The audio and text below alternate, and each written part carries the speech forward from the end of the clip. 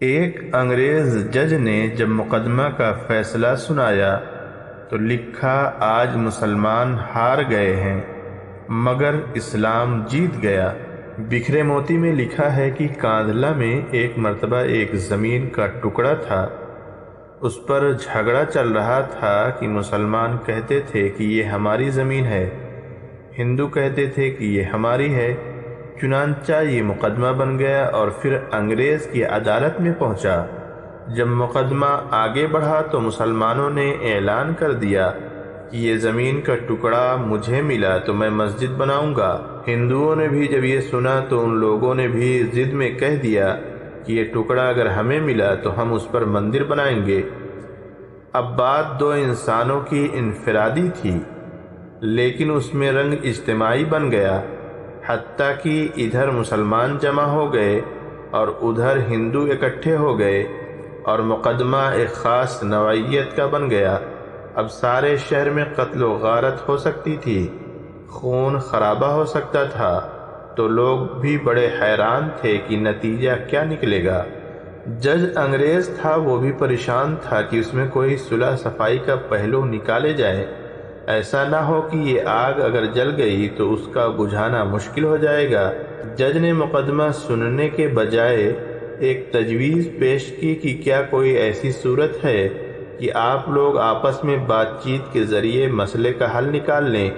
تو ہندوؤں نے ایک تجویز پیش کی کہ ہم آپ کو ایک مسلمان کا نام تنہائی میں بتائیں گے، آپ اگلی پیشی پر ان کو بلا لیجئے اور ان سے پوچھ لیجئے، اگر وہ کہیں کہ یہ مسلمانوں کی زمین ہے تو ان کو دے دیجئے، اور اگر وہ کہیں کہ یہ مسلمانوں کی زمین نہیں ہندوؤں کی ہے تو ہمیں دے دیجئے۔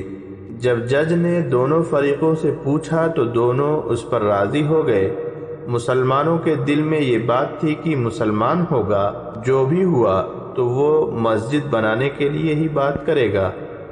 چنانچہ انگریز نے فیصلہ دے دیا اور مہینہ یا چند دنوں کی تاریخ دے دی کہ اس دن آنا اور میں اس آدمی کو بھی بلوا لوں گا۔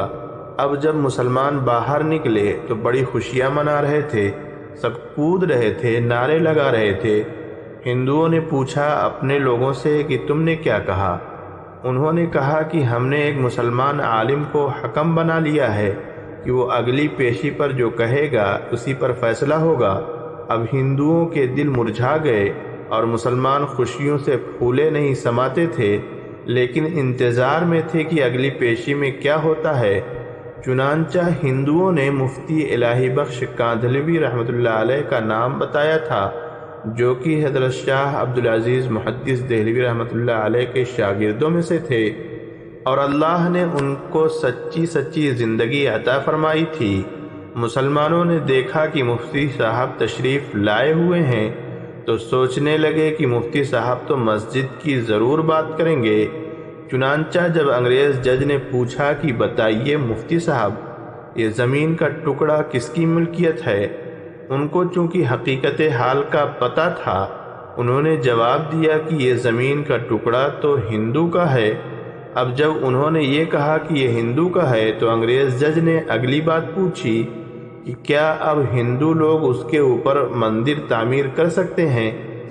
مفتی صاحب نے فرمایا کہ جب ملکیت ان کی ہے تو وہ جو چاہیں کریں، چاہے گھر بنائیں یا مندر بنائیں، یہ ان کا اختیار ہے۔ چنانچہ فیصلہ دے دیا گیا کہ یہ زمین ہندو کی ہے۔ مگر انگریز جج نے فیصلے میں ایک عجیب بات لکھی۔ فیصلہ کرنے کے بعد لکھا کہ آج اس مقدمہ میں مسلمان ہار گئے مگر اسلام جیت گیا۔ جب انگریز جج نے یہ بات کہی تو اس وقت ہندوؤں نے کہا کہ آپ نے تو فیصلہ دے دیا ہے، ہماری بات بھی سن لیں، ہم اسی وقت کلمہ پڑھ کر مسلمان ہوتے ہیں اور آج یہ اعلان کرتے ہیں کہ اب ہم اپنے ہاتھوں سے یہاں مسجد بنائیں گے۔ عقل کہہ رہی تھی کہ جھوٹ بولو کہ مسجد بنے گی۔ حضرت مفتی صاحب نے سچ بولا اور سچ کا بول بالا ہوا۔ سچے پروردگار نے اس جگہ مسجد بنوا کر دکھلا دی۔ کئی مرتبہ نظر آتا ہے کہ جھوٹ بولنا آسان راستہ ہے اور سچ بولنا آسان راستہ نہیں ہے، یہ کانٹوں بھرا راستہ ہوا کرتا ہے۔ جھوٹے سے اللہ تعالیٰ نفرت کرتے ہیں، انسان بھی نفرت کرتے ہیں۔ انسان اعتماد کھو بیٹھتا ہے۔ ایک جھوٹ کو نبھانے کے لیے کئی جھوٹ بولنے پڑتے ہیں، لہٰذا سچی زندگی کو آپ اختیار کیجئے، اس پر پروردگار آپ کی مدد فرمائے گا۔